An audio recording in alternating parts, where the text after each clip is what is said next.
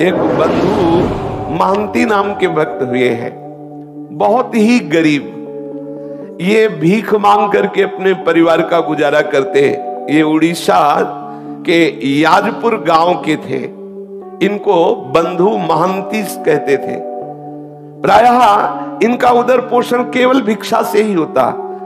2-4 घरों में जाते, मांगते, जो कुछ मिलता उसी से परिवार चलता। पर जहां सत्संग होता है वहां जाया करते। सत्संग के प्रभाव से इनके मन में एक बात बैठ गई कि जीवन का उद्देश्य भगवत प्राप्ति करना। क्या मांगते थे तो दैन्यता थी, और सत्संग से बात बैठ गई कि जीवन का परम लाभ है भगवत प्राप्ति करना। तो ये उतना ही मांगते थे जितना उदर पोषण के लिए, परिवार के लिए आवश्यक था। एकांत में खूब नाम कीर्तन करते। अटल विश्वास होने लगा प्रभु में। नाम कीर्तन के प्रभाव से प्रगाढ़ हृदय में विश्वास प्रकट होने लगा। अब अपनी स्त्री को भी कहा कि देखो, मेरे हृदय में बात आती कि तुम यदि हमारी पत्नी हो, अर्धांगिनी हो, तो हमारी वास्तविक अर्धांगिनी बनो। हमारे हृदय में बात बैठ गई है कि भगवत प्राप्ति ही जीवन का परम लाभ है, तो तुम जैसा हम भजन करते हैं वैसा ही करो, तो तुम हमारी सच्ची अर्धांगिनी होगी। वो पतिव्रता थी। पति की आज्ञा के अनुसार उनके साथ कीर्तन में बैठने लगी। वैसे ही नाम।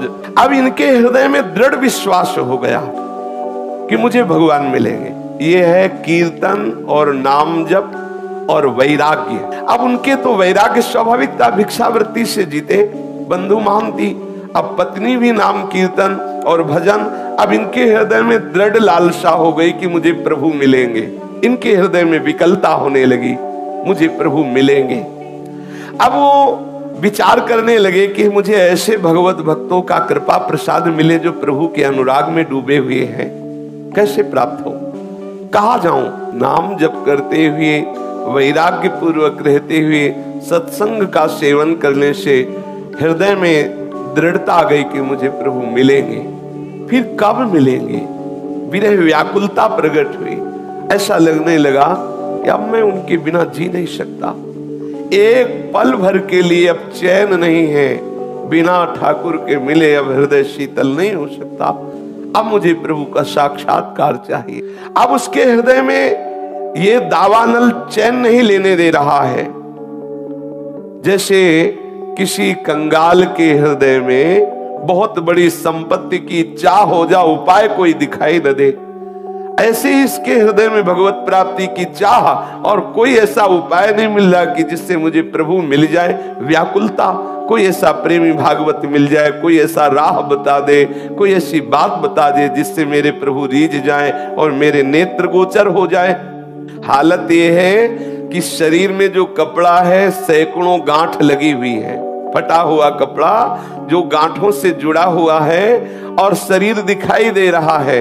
ऐसा तो वो वस्त्र धारण किए, क्योंकि भिक्षावृत्ति से जीते हैं। घर में रज के पात्र है, एक टूटी सी झोपड़ी है और पत्नी, और कई कई दिन भिक्षा में अन्न भी नहीं मिलता। भूखे रह करके समय व्यतीत करना होता है, पर ये बड़े आनंद पूर्वक है। जिससे श्री देवर्षि नारद जी ने कहा कि जरूरी नहीं कि आपके पास धन हो तभी आप दान पुण्य करके, भगवत सेवा करके भगवत प्राप्ति कर सकते हैं। देखो हालत है, बिल्कुल धन नहीं है, खाने के लिए भी नहीं है।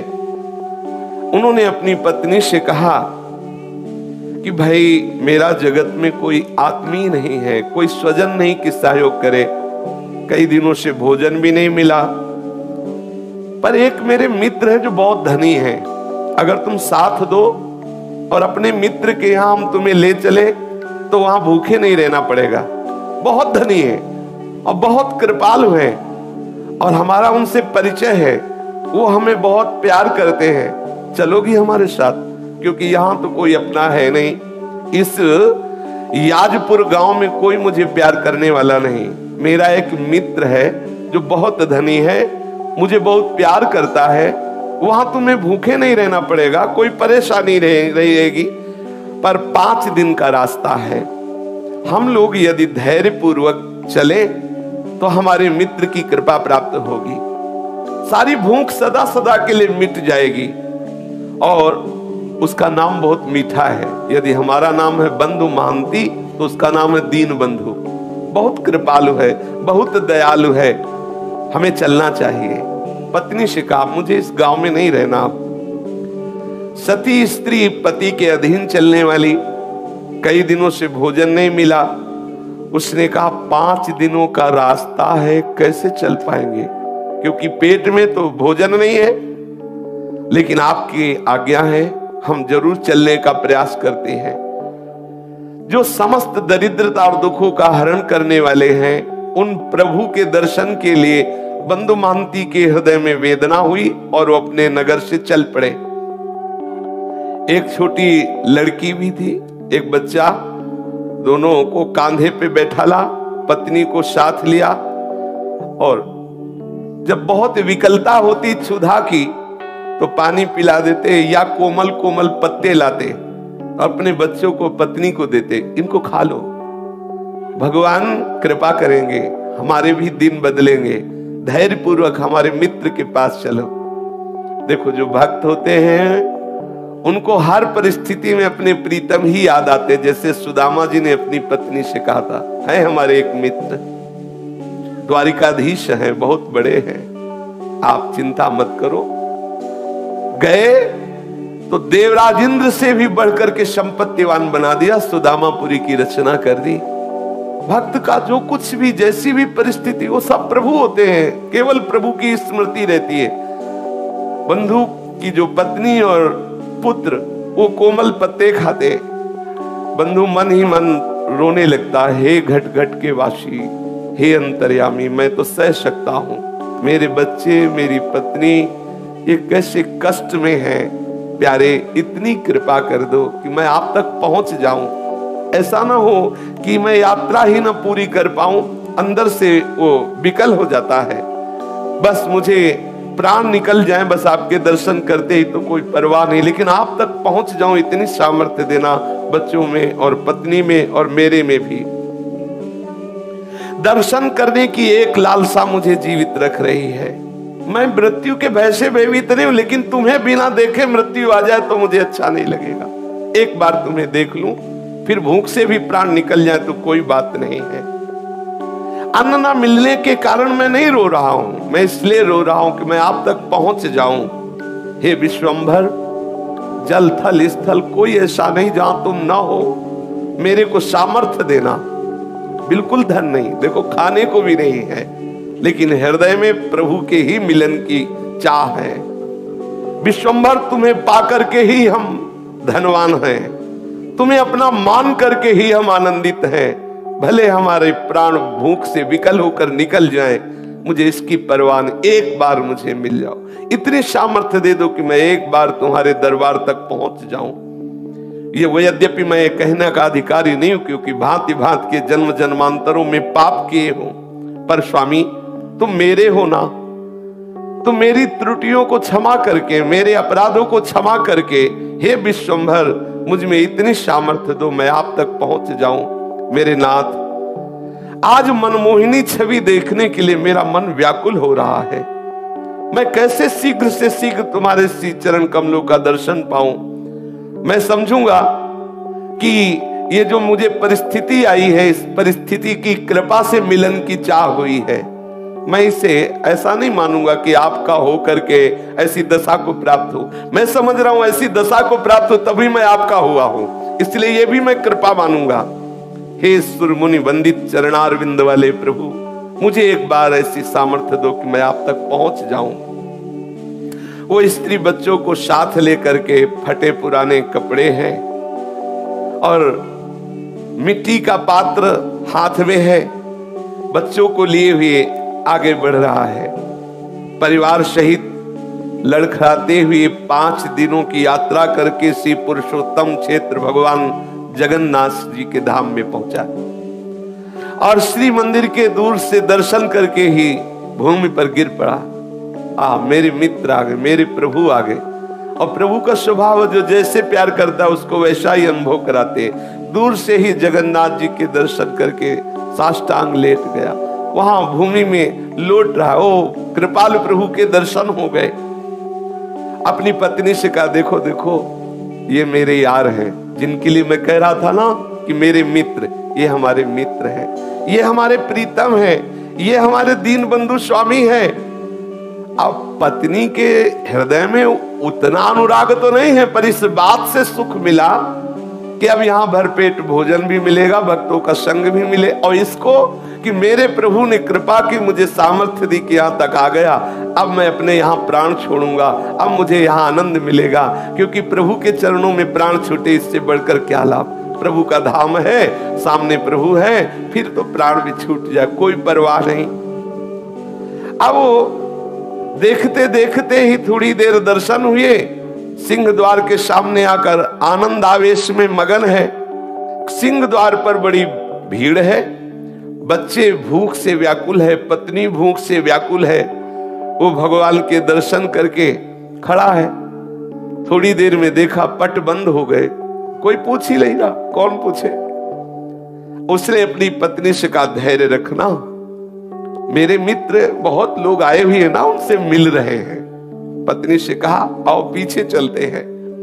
मंदिर के दक्षिण की ओर, जहां से जगन्नाथ जी के प्रसादी का धोवन, जैसे पात्र आदि धोए गए, तो वो फेन आदि निकलता है पीछे से, उस नाले के पास गए, उसे पेज नाला कहते हैं। वहां जाके बैठे और कहा कि देखो चिंता मत करो, स्वामी के घर आ गए हो ना, अब चिंता की बात नहीं है, और बहुत करुणामय है। देखो ऐसा करते हैं ना, बहुत भूख लगी है ना, इसमें जगन्नाथ जी के पात्र धोए जाते हैं, प्रसादी पात्र धोए जाते हैं, ये पानी वहीं से आता है, अपने लोग पीते हैं और आनंद से बैठकर यहाँ कीर्तन करते हैं। कितना धैर्यवान भक्त है। अब वो उसी जो ठाकुर जी की प्रसादी जल वहां से निकलता है, पात्रों का प्रक्षालन का, उसी का फेन आदि लेकर ऐसे बच्चों को पवाता है, पत्नी को पवाता है और स्वयं लेता है। बोला देखो कल सुबह जब मंदिर खुलेगा ना, तब प्रभु के दर्शन होंगे, कुछ ना कुछ प्रसाद मिलेगा, धैर्य पूर्वक, और वो प्रसादी जल पीता है। देखो हम लोग कितने भाग्यशाली हैं कि प्रभु का प्रसादी जल पीने को मिल रहा है। धैर्य बनाता है और आनंद मगन हो जाता है, पेट भर करके वही जल पीता है। अब कौन उसे देखे, वो पीछे एकदम एकांत नाले के पास बैठा, वो आनंद मगन होकर के प्रभु का चिंतन कर रहा है। पतिव्रता के मन में बात आ रही है कि ठीक है, इनके मित्र कैसे हैं वो तो मुझे पूरा परिचय नहीं, लेकिन मुझे मित्र कैसा मिला ये मुझे परिचय है। मुझे कैसा पति मिला, कैसा अनुरागी पति मिला, कैसा धैर्यवान मिला। देखो ये है प्रीता। और उन्होंने कहा कि आप बिल्कुल धैर्य पूर्वक रहिए, मुझे बिल्कुल कोई कष्ट नहीं है, आप जिसमें राजी है मैं उसी में राजी हूं। वो हड़िया से भर भर कर वही जल निकालता है, बच्चों को पिलाया, अपना पिया खूब पेट भर करके, और कहा तुम सो जाओ, यहीं सो जाओ, सुबह जब पट खुलेंगे ना तब दर्शन करेंगे और तब कुछ न कुछ प्रसाद मिलेगा ही।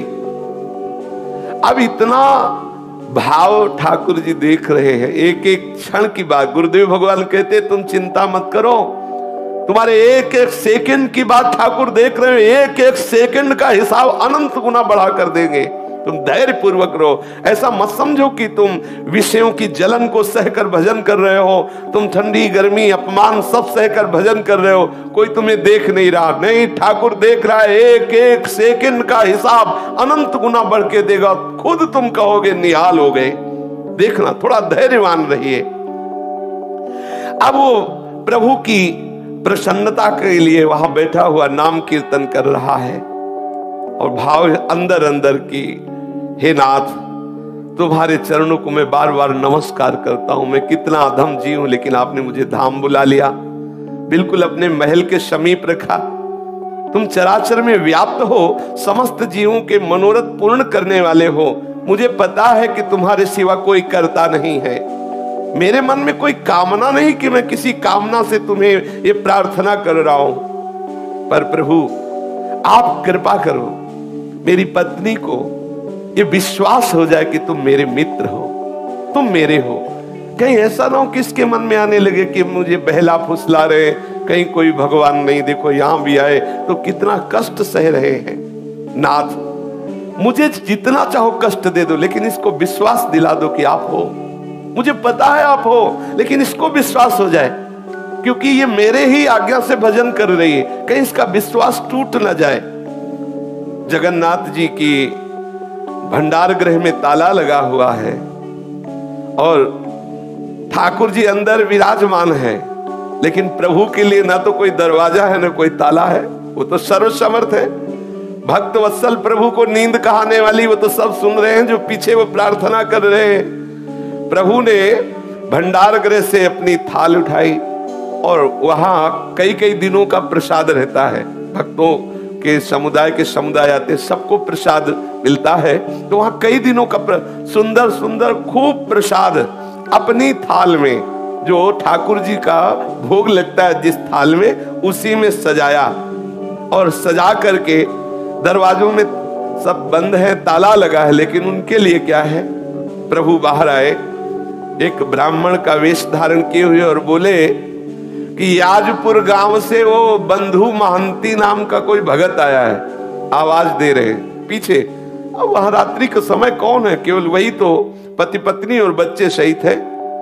वो एकदम हड़बड़ा के आंख खोलता है, सोचा कि मुझे कौन पुकारेगा, ये हो सकता है कि मेरे नाम वाला कोई और हो, बंधु महंती। परंतु फिर पुकारा, बंधु महंती देखो प्रभु ने तुम्हारे लिए और साक्षात जगन्नाथ प्रभु है, प्रभु ने तुम्हारे लिए प्रसाद भेजा है। स्त्री को जगा के कहा कि ये मुझे ही पुकार रहे हैं क्या, हमें लगता है कि मुझे ही पुकार रहे हैं।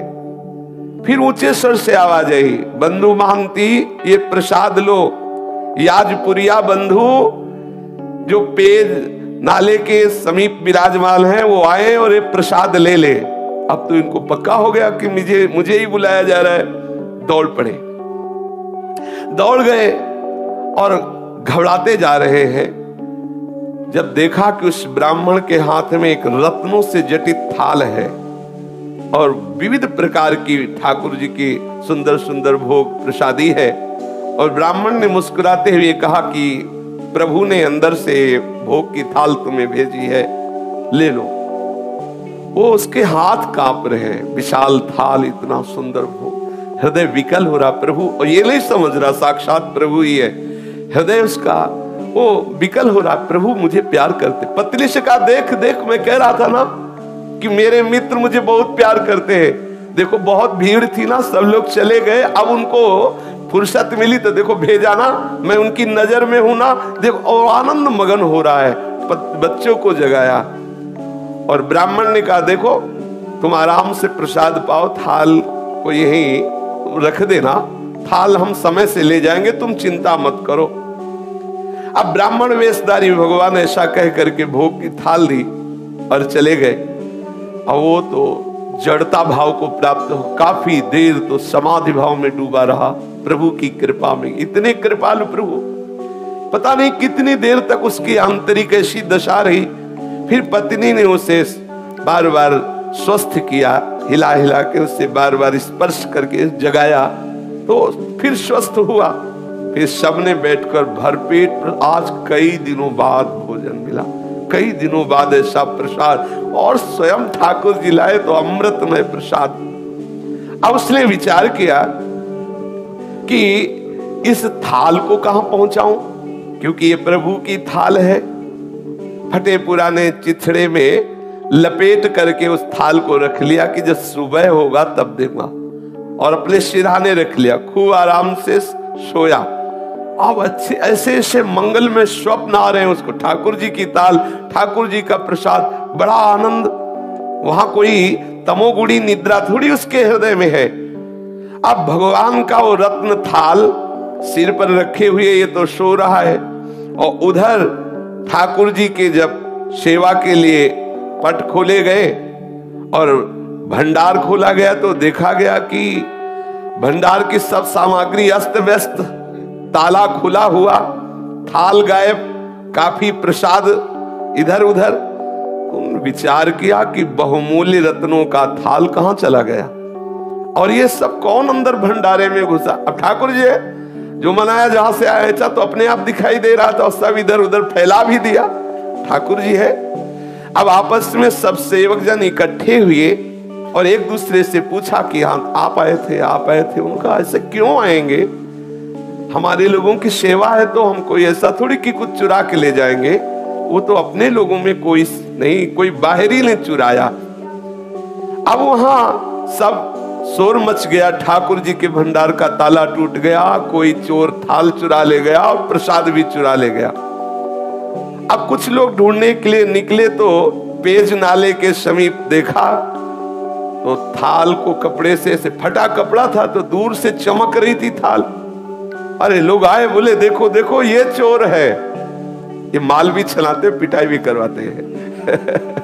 बोले देखो ये चोर है, ये स्त्री और बच्चों के सहित पकड़ो पकड़ो। वो तो बढ़िया प्रसाद मिला था, थके थे ही खूब, अच्छे से आनंद से सो रहे थे बच्चे और पत्नी। अब वहां हल्ला मचे तो सब उठे आंख मीचते हुए, कुछ बातचीत नहीं, पिटाई शुरू। कोई थप्पड़ मार रहा है, कोई ऐसे लीला करते हैं, ये गाली दे रहा है, कोई थप्पड़ दे रहा है। अरे चोर कहीं का, जगन्नाथ धाम में आकर के भी तू चोरी करता है, तुझे शर्म नहीं आई। और ऐसे ऐसे स्त्री रोने लगी कि अच्छे तुम्हारे मित्र हैं। हाँ कह रहे थे बड़े कृपालु है, बड़े रात्रि में तो माल चलाते हो, सुबह पिटाई करवाते हैं, कैसे तुम्हारे मित्र हैं। अब वो जैसे ही थप्पड़ पड़ता है, जय जगन्नाथ, जय गोविंद, जय गोविंद। ये ठाकुर जी ये भी देखते हैं ना, माधवदास बाबा की भी पिटाई करवाई। ये ऐसे ठाकुर जी के पार्षदों को ये दोनों चीजें इसीलिए मिलती हैं कि उन दोनों से परे स्थिति को प्रदान करते हैं। देखते हैं अब क्या है, अब कितनी स्थिति है, कितना धैर्य है, कैसे विचार है। ऐसा कभी संयोग मिले तो प्रभु कृपा प्रसाद मानकर सह जाना। आप देखना आपकी हृदय की भूमिका कैसी बढ़ती है, आप कैसी भक्ति की उत्तम भूमिका में पहुंचते हैं। कभी ऐसा मत सोचना कि ठाकुर जी ऐसा क्यों कर रहे हैं, सच्ची मानिए। अब उसको तो जब पीटा जा रहा है तो बड़े आनंद प्रेम सागर में मगन होकर के बोल जय जगन्नाथ, जय गोविंद, जय गोविंद। मानो गीता जी का सूत्र उसके जीवन में प्रकाशित हो रहा है। यस्मिन स्थितो न दुखेन गुरुणापि विचाल्यते। कैसी भी भयंकर दुख की स्थिति हो, भक्त कभी विचलित नहीं होता। कोतवाल ने पूछा कैसे तुम्हें थाल मिली, तो उसने कहा विचार कीजिए, मुझे तो पता भी नहीं कि थाल कहाँ रहती है, मुझे पता भी नहीं कि भोग कहाँ रहता है। मैं तो याजपुर गांव का हूँ, वहां से यहाँ दर्शन करने आया था। कोई रात्रि में एक ब्राह्मण आया था, उसने मुझे थाल दिया, प्रसाद दिया। वो पुजारी ब्राह्मणों को दिखाते, इनमें से कोई ना इनमें से कोई नहीं था वो। और अरे बोले तुम झूठ बोलते हो। तब वहां जो बड़े बड़े अधिकारी जन भी, उनका बात तो उसकी समझो, वो कैसे घुस जाएगा। अगर वो घुसा होता वहां जहां भंडार है तो प्रधान गेट का भी ताला तोड़ा गया होता। प्रधान गेट में तो वैसे ही ताला लगा हुआ है। तो ये थाल और ये प्रसाद, अब जो बाहरी लोग आते हैं, अरे देखो इस नीच को, वैसे ही कैसा दरिद्र है, और जगन्नाथ जी की चोरी की, अरे तो बहुत ऐसे। वो अंदर अंदर प्रसन्न होता कि वारे प्रभु, वारे लीलाधारी, तुम्हारी बड़ी विचित्र लीला है।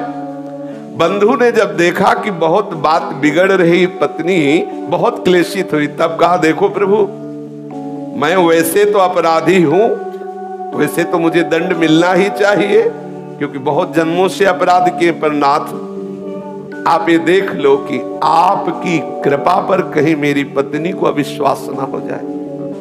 ऐसी कोई परिस्थिति न डाल देना जिससे उसको अविश्वास हो जाए। कृपा सिंधु आपको जो चाहे सो करो, मुझे पता है आपकी हर एक चाल पता है।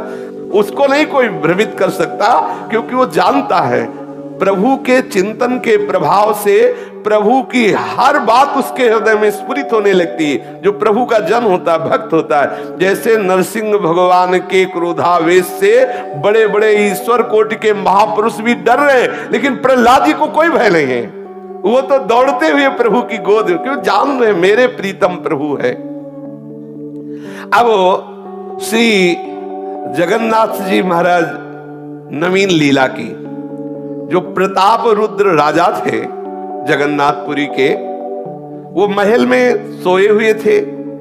जगन्नाथ प्रभु गए और कर्कश स्वर में कहा कि प्रताप रुद्र भी ये बहुत बड़े भक्त हुए हैं, महाप्रभु चैतन्य देव की कृपा प्राप्त हुई है। बोले कि तुम यहां चैन से सो रहे हो, मेरे भक्त को दुख दिया जा रहा है और तुम यहां शयन कर रहे हो। तेरे कर्मचारी उस भक्त की पूजा ना करके उसको गालियां दे रहे हैं और उसको पिटाई करने की सोच रहे हैं, उसको थप्पड़ भी मारे। जानते हो मैंने स्वयं थाल दिया है, मैंने स्वयं प्रसाद दिया है और वो मेरा बहुत प्रेमी है, मेरा परम भक्त है। देखो जल्दी से जल्दी जाओ और क्षमा मांगो जाकर के, क्योंकि तुम राजा हो, तुम्हारे राज्य में यदि ऐसे भक्त का अपमान होता है तो तुम्हें हम दंड देंगे, क्योंकि अब बड़े लीला बिहारी एक तरफ तो पिटवाई करा रहे और एक तरफ राजा से चरण पूजवाए, यही इनकी लीला है।